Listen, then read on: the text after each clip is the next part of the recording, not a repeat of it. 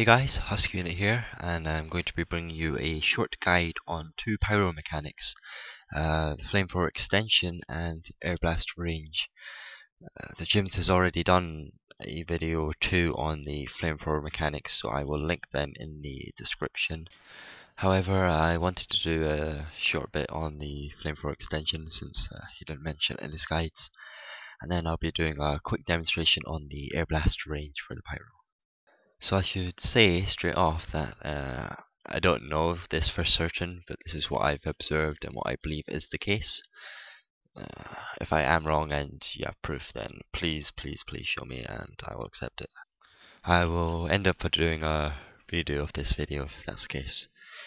So the flamethrower shoots lots of tiny little hitboxes over and over, one every 0.04 seconds, and these are known as particles. And the particles speed and direction is determined as it leaves your flamethrower. Anything you do after unaffects it.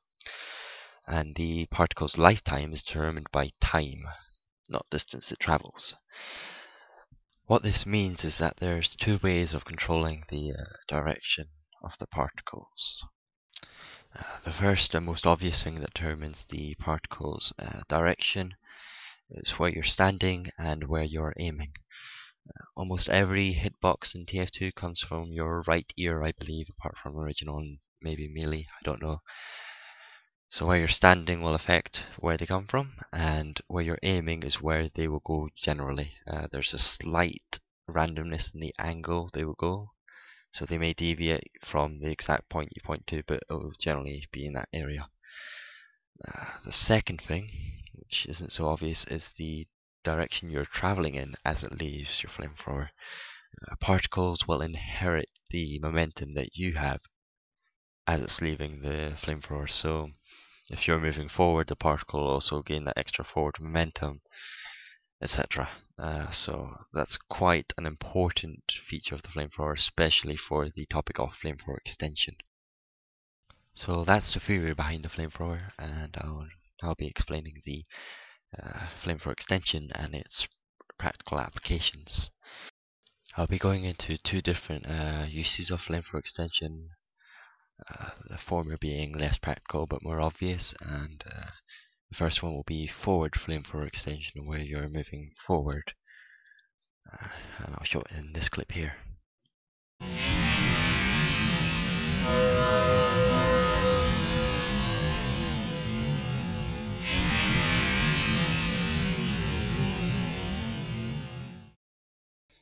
You may have noticed in the clip when I was moving forward towards the pyro and then stopped, some particles still hit the pyro, while when I stood still in the exact same spot, nothing hit the pyro. That's because when I was moving forward, the particles still had forward momentum, so they could still hit the pyro. While if I stood still, they have no forward momentum, so they don't have as much reach.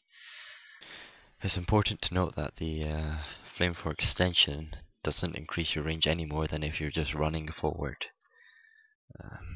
All it does is give you the slight increase that you would get if you're running forward without having to move all the way forward.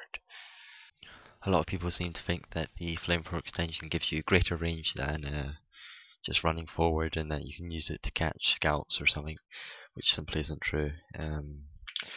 It's not a more aggressive option just running forward, it's a safer, I guess, option. And its applications are honestly quite limited. It's just a quirk worth knowing about. Just to know that your flamethrower will continue to extend even after you stop moving. The more useful application of flamethrower extension is moving backwards, which I will demonstrate in the next clip.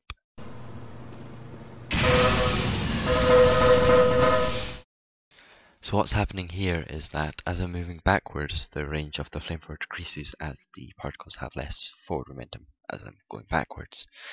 As you stop, the particles that are still in the air still have that backwards momentum, so they don't have as much reach since they decay earlier in the air, well before they reach the target. And the rest of the particles that come out as you're standing still will have the normal standing range without any momentum. What this means is that you'll have a sudden burst in range. It's not an increase in range technically. what you had before was a shorter range, and then you're back to normal range. What this can do is catch out people that are chasing you if you want to set them on fire. Like a scout might just stay out of range, and then if you suddenly stop, you'll no longer have that backwards momentum, so they might run into the flames. So just to summarize the important points, the ones that you'll want to know, that isn't just mechanics and are useful for gameplay. Just to be aware that if you're running forward and then you stop, you still have that extra range which you can abuse. So if you want to hit something that's a bit further away, you might want to run at it instead of just standing still.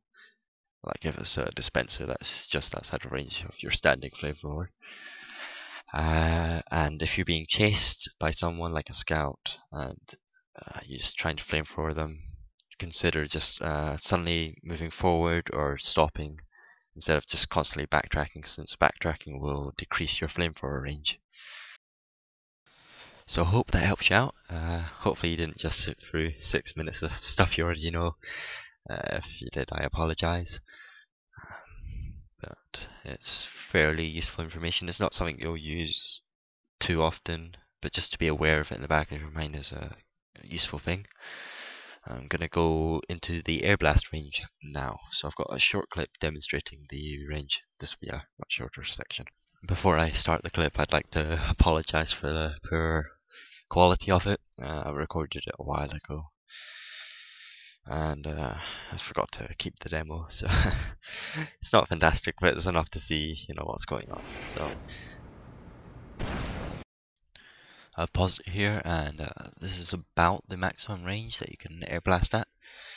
Slightly further away from you as possible, I believe, but that's around it. So you can see that it's actually got a lot of range. The range in front of you is about the flamethrower range, and the sideways range is about 2 pyro whips.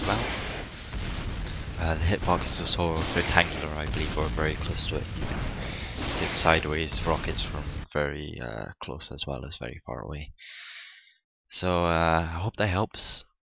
It's important to keep in mind that rockets aren't lag compensated, neither is the Airblast. So if there's a high ping, you'll have to airblast a lot earlier than you would think. Normal rockets take about a quarter of a second to pass through the airblast range that I just showed. Obviously the direct hit and the Liberty launcher will be faster. There's also a slight buffer period on the airblast where the hitbox, I guess, lingers for a short while, and if anything reflectable comes within the hitbox and that time, it will reflect it. I have no idea how long that hitbox is though. Could be like a tenth of a second, could be half a second. I will make sure to test that somehow when I figure out how to. What it does mean though is that the time period for where you can get a reflect is about a third of a second-ish for rockets. Which is kind of big, obviously, though that depends on how close they are to you and stuff like that. Anyway, hope that helps. If you have any more questions, just comment and I'll try to answer them if I know the answer. And yeah, thanks for watching, guys. Really do appreciate any comments and views, all that lovely stuff. I will see you next video. Ta-ra!